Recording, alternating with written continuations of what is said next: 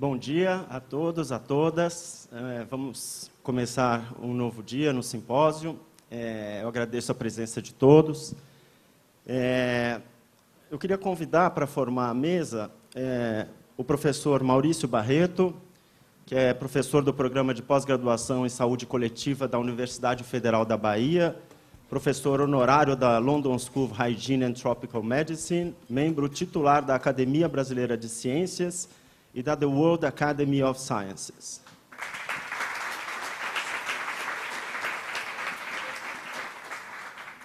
Gostaria de convidar também Marta Rubio Codina, pesquisadora sênior em economia no Center for Evaluation of Development Policy do Institute for Fiscal Study em Londres, atualmente na área de proteção social e saúde do Banco Interamericano de Desenvolvimento em Washington, PhD em economia pela Universidade de Toulouse.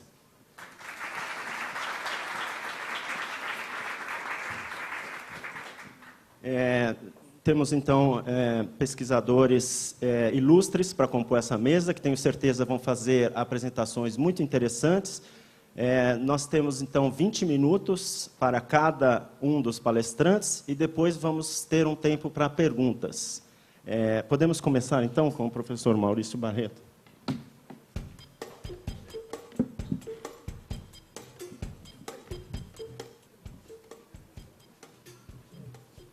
Bem, bom dia, obrigado aqui o convite para estar nesse importante simpósio. Eu sou médico, epidemiologista, e trabalho com alguns temas de investigação. E um dos temas que me interessam muito é avaliar impactos de grandes intervenções sobre a saúde, em especial a saúde da criança. E é exatamente sobre isso que eu vou falar hoje, né, algumas experiências nessa linha. Mas antes, para introduzir o tema, eu queria mostrar o Brasil. Eu acho que o tema desse seminário é muito interessante, porque nós estamos falando de desenvolvimento infantil, mas desenvolvimento infantil num país em transição, um país em mudança, né? Até pouco tempo nós tínhamos grandes parcelas da população desnutridas, né, grandes incidências de doenças infecciosas, né, e isso tem mudado um pouco nesse país. E é exatamente esse quadro que eu gostaria de apresentar inicialmente e mostrar, né, resultado de algumas avaliações mostrando intervenções que tiveram sucesso ou contribuíram para esse processo de mudanças, né. Esse aqui é o IDH brasileiro, vocês veem em 20 anos, né, o quanto mudou o Brasil em termos do IDH.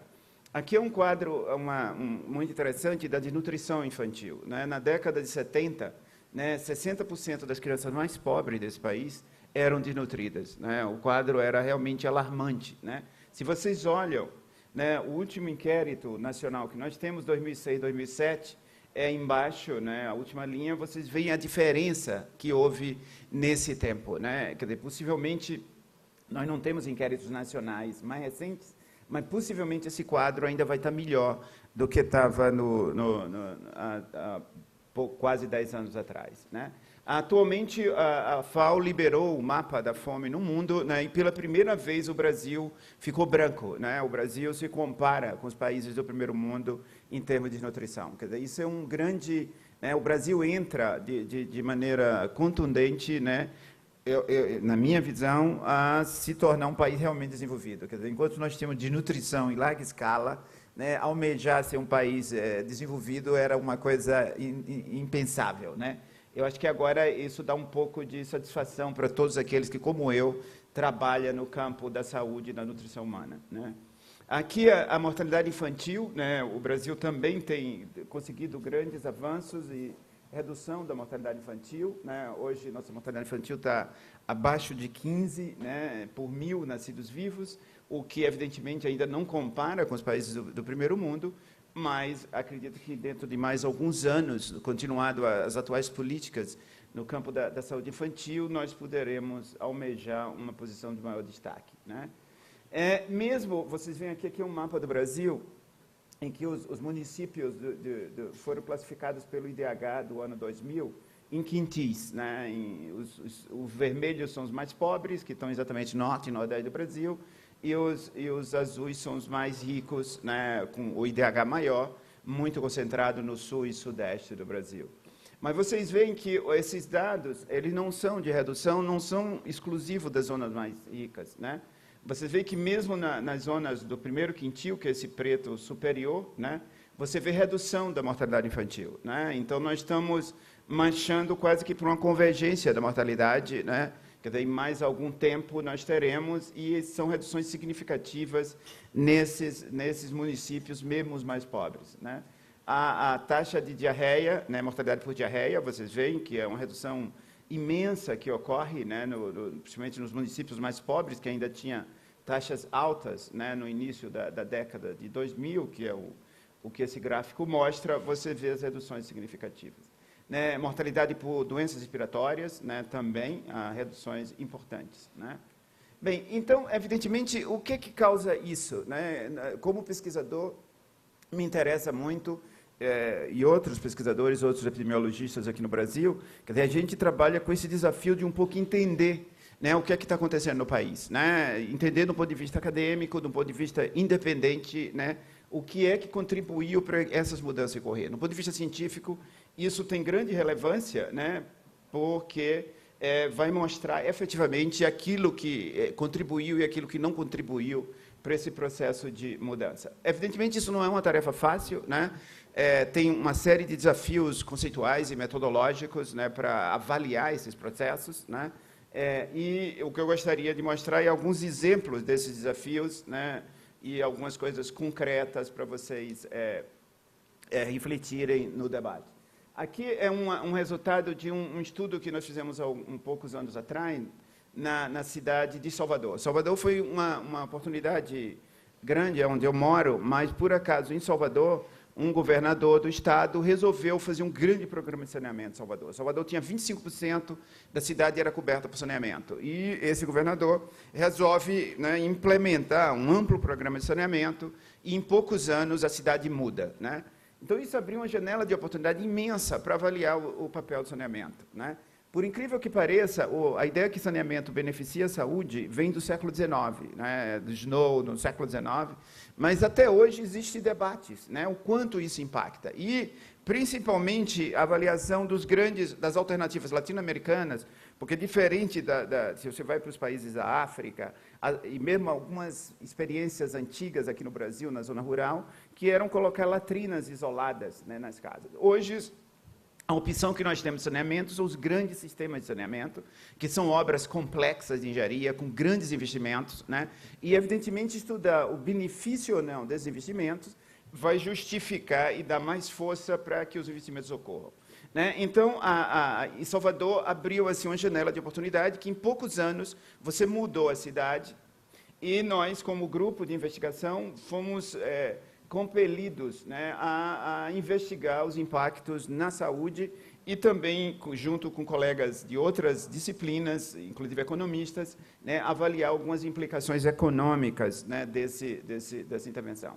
Então, eu não vou apresentar em detalhe, aqui é uma foto de Salvador, né, grande. Então, Salvador, basicamente, ele tinha saneamento na zona mais rica da cidade, né, aquele centro, aquela ponta ali, e o resto da cidade não tinha, né? Então, essa obra permitiu e deu continuidade, e hoje se continua, na verdade, quer dizer, hoje Salvador tem uma situação razoavelmente positiva de saneamento, com uma cobertura bem acima de 80% da população já ligada a redes de saneamento.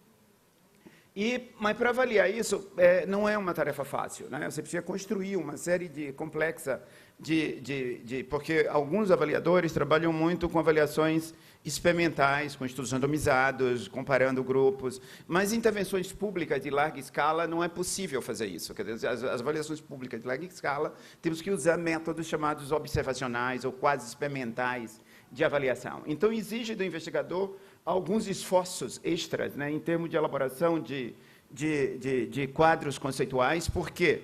Porque se o seu desfecho é a saúde infantil, uma série outra de fatores, além do saneamento, está atuando sobre a saúde infantil, positiva ou negativamente, né? Então, como decompor esses fatores para você estudar que o saneamento efetivamente, quer dizer, você mensurar o papel do saneamento vis-à-vis outros fatores que estão atuando. Então, esse o grande desafio, né, investigativo, né, é exatamente isso. Então, exige, nesse caso aí, a intervenção principal era a cobertura de saneamento, mas tem outra série de medidas, né, e ações no campo da saúde, no campo ambiental, que atuam, né, e que contribuem para a melhoria da saúde infantil. Então, mas no final, saíram alguns estudos desse resultado, aqui está dando exemplo de um, quem quiser ler em detalhes essa investigação, né? Mas o que nós mostramos, aqui outros modelos, mas eu queria só resumir os pontos, né? O saneamento de Salvador, em poucos anos, né, ele reduziu em 20% as diarreias, né? A prevalência de diarreia na infância, né? Isso foi mensurado muito cuidadosamente, né, com bastante precisão, para a gente ter essa medida. E mais do que isso, nas áreas mais pobres da cidade, essa redução foi da ordem de 40%. Quer dizer, isso é uma mudança significativa, né, que, se você pensar que essa redução se dá, né, chega à ordem de 40% de redução, com um único programa, né, em pouco mais de 6, 7 anos, né, ter esse tipo de redução. E, mais do que isso, nas infecções por aumentos intestinais, que é ainda um dos problemas grandes da população infantil em certas áreas, principalmente as áreas mais pobres do Nordeste e do Norte, né? Vocês veem aí, tem reduções bastante significativas, ainda maiores, né, na prevalência de ascaris, em torno de 50%, prevalência de triquiúris, 72%, e giardia duodenale, 62%.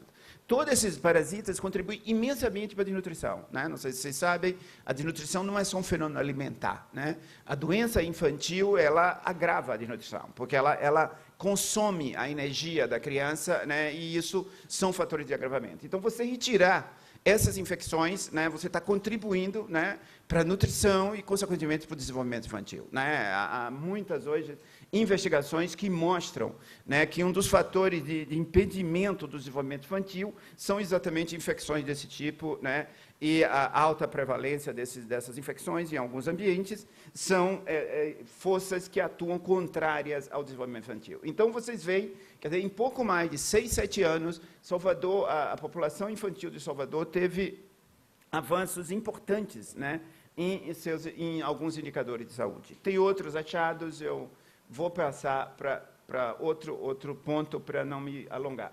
Há algumas avaliações econômicas também, além de avaliações de custo-efetividade, que há interesse muito, mas uma colega economista, a doutora Andréa Santos, coordenou uma linhagem de investigação que nós estávamos muito interessados em conhecer por que o saneamento, normalmente em políticas públicas, é tido como patinho feio, né? É uma coisa é muito difícil, os políticos não gostam de saneamento, porque o saneamento não dá voto, né? É muito caro e não dá voto e tal. E a gente procurou entender, né, em vez de só do custo, né, mas o que a população pensa sobre o saneamento, né, usando métodos hoje que economistas utilizam, né? Os economistas têm mudado muito para estudar o comportamento humano, né? Não só a frieza dos números econômicos, né? Então, a gente percebe claramente, né, eu não vou aqui usar também meu tempo, mas que a população estava extremamente satisfeita com os benefícios, né, não só aqueles mais mensuráveis do ponto de vista econômico, como a melhoria de sua habitação, a valorização da sua habitação, mas também algumas percepções, né, positivas que o saneamento trazia, né, de odor, de melhoria da sua ideia de saúde, né, e outros conceitos que eram importantes para isso, como efeito do saneamento. Então, isso é importante porque a meu ver, dá fundamento, né, a pensar que saneamento não é tão patinho feio, né? Realmente há uma demanda da sociedade por saneamento que talvez não se expresse tão claramente como outras demandas sociais, né? Um outro programa que a gente tem trabalhado bastante, né, é o programa Saúde da Família. O Brasil tem, você vê aí, desde já algumas décadas, o Brasil vem desenvolvendo, né, a sua estratégia de atenção primária, seguindo os princípios da Organização Mundial de Saúde de Alma-Ata, né, que o sistema de saúde deve ser fundado na atenção primária, né. O Brasil optou por essa estratégia que chama Saúde da Família, muitos de vocês conhecem, né, E isso tem se espalhado, né, rapidamente no país, e você vê hoje, grande parte da população e dos municípios brasileiros tem algum tipo de atividade de saúde da família, e muitos com altíssima cobertura, né, praticamente de toda a população. É um programa complexo, né, envolve grupos de apoio, envolve equipes, né, lideradas por médicos, enfermeiras, outros tipos de pessoal, e hoje está se desenvolvendo todo um sistema de apoio a esse sistema de atenção primária. Então, é um projeto nacional que está em desenvolvimento. E vários grupos no país tiveram oportunidade, estão tendo a oportunidade de avaliar os efeitos disso sobre a saúde. O que eu vou apresentar aqui é um dos estudos conduzidos por meu grupo, né, em que vocês veem, também não dá para apresentar detalhes metodológicos, o artigo está aí, quem quiser tiver interesse na leitura, né, mas nas áreas onde o PSF se consolida, né, há claro benefício em termos de redução da mortalidade infantil, né? Então, vocês veem aí a redução da mortalidade, né, esses números aí, aparentemente, mas eles significam que, à medida que você aumenta a cobertura do Programa de Saúde da Família, há maior redução das taxas de mortalidade infantil, seja mortalidade neonatal, seja mortalidade pós-neonatal. Né? E também que ele contribui para ampliação de uma série de atividades, como ampliação da cobertura vacinal, né? Maior grau de consultas e de acesso ao sistema de saúde, né?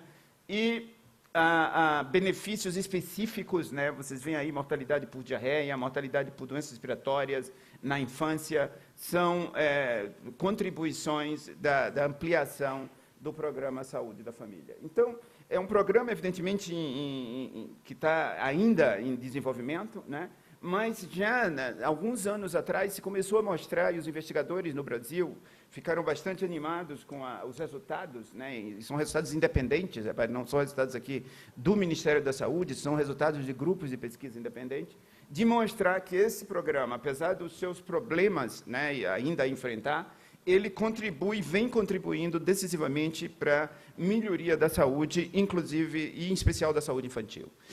Mas também, recentemente, também em meu grupo, né, mostra o Programa de Saúde da Família contribuindo para a redução da mortalidade por doenças crônicas, né, doenças de adulto, né, como as doenças cardiovasculares e as doenças cerebrovasculares. Então, é um programa realmente que tem transformado, né, e tem contribuído para aqueles indicadores e a melhoria dos indicadores que eu mostrei a vocês no início. Então, existe aí uma série de investigações, né, exemplo de investigações, algumas feitas em meu grupo de pesquisa, outras feitas por outros grupos de pesquisa no país, que mostram exatamente esse avanço. Bem, um outro tema que me é caro, como epidemiologista, né, e outros colegas, nosso entendimento, né? Saúde não é só o sistema de saúde, né? Saúde é a melhoria global das condições de vida, né, da sociedade. Né? A gente viu o saneamento hoje é quase tido como uma coisa de saúde, mas na verdade, melhoria das condições de vida. Né? Nos últimos anos, né, tem tido no mundo, né, e o Brasil em especial, né, os chamados programas de atenção, ou programas de transferência de renda. Né?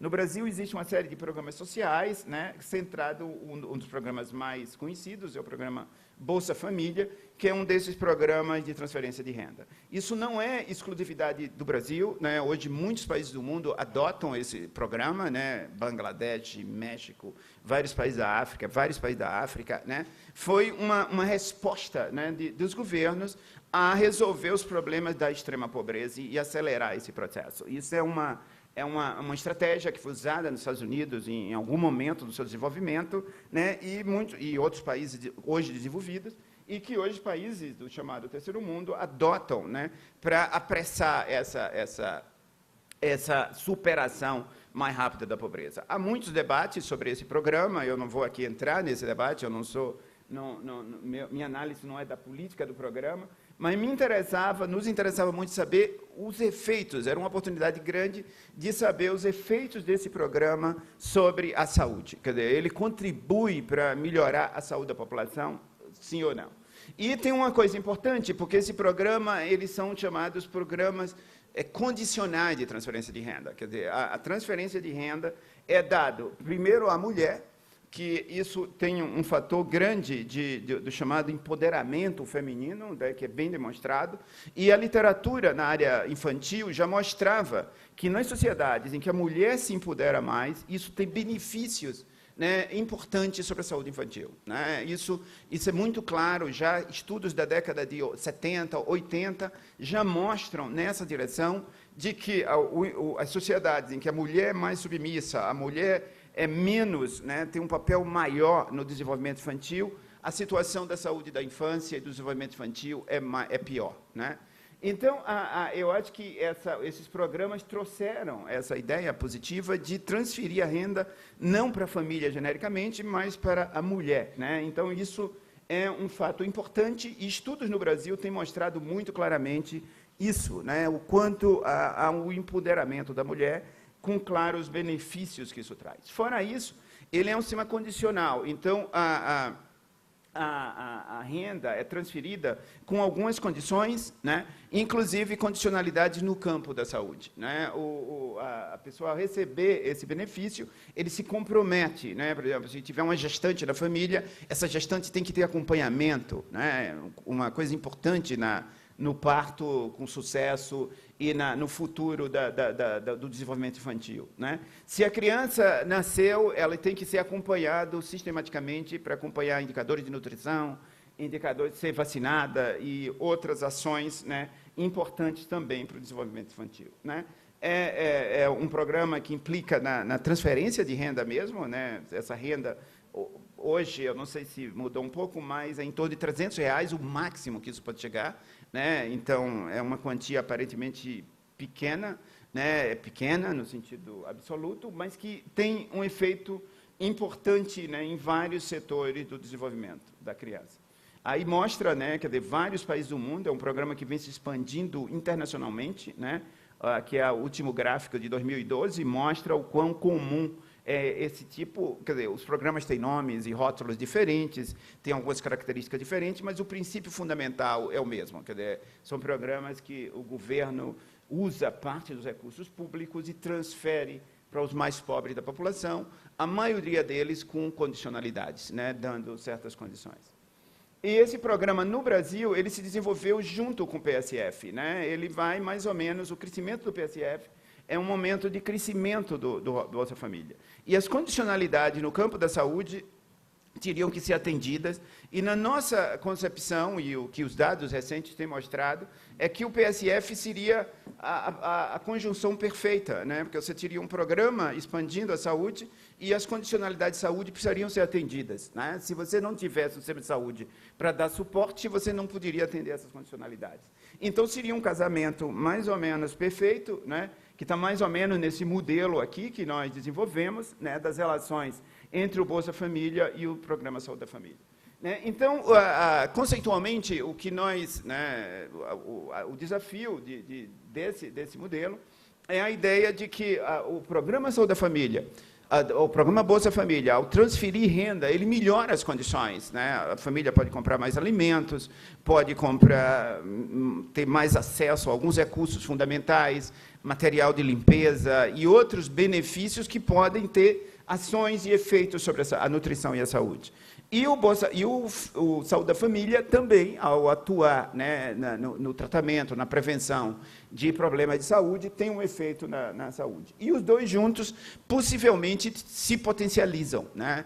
Isso é um conceito que, evidentemente, a gente tentou e vem explorando em outras pesquisas que a gente está em curso, né, para tentar entender como esses dois programas têm efeito na saúde.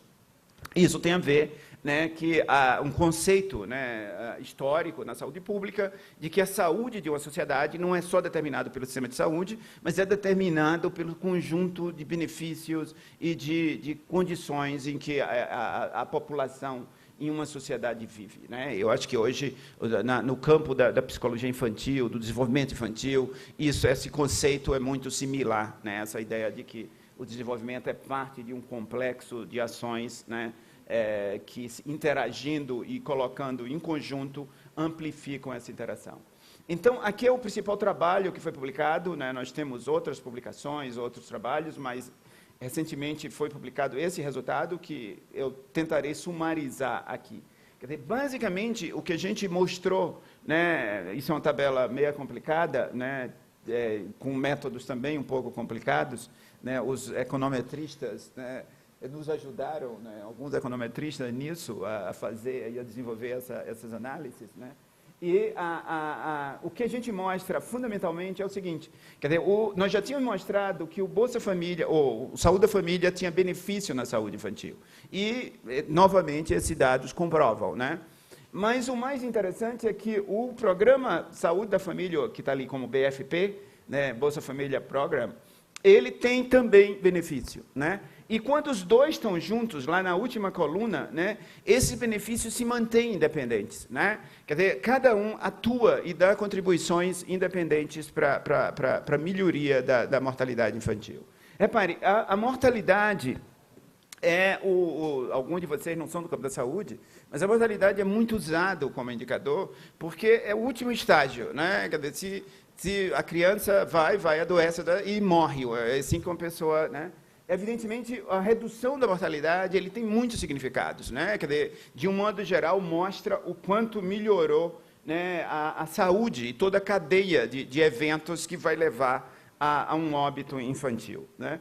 Bem, e mais do que isso, quer dizer, esse benefício, né, era em causas específicas e muito importantes nos países em desenvolvimento. Quer dizer, ele contribui, o Bolsa Família, né, não só o Saúde da Família, para redução da diarreia infantil, redução da malnutrição. Vocês veem lá que nas áreas onde o Bolsa Família é bem implantado, há uma redução da ordem de 65% na mortalidade por desnutrição.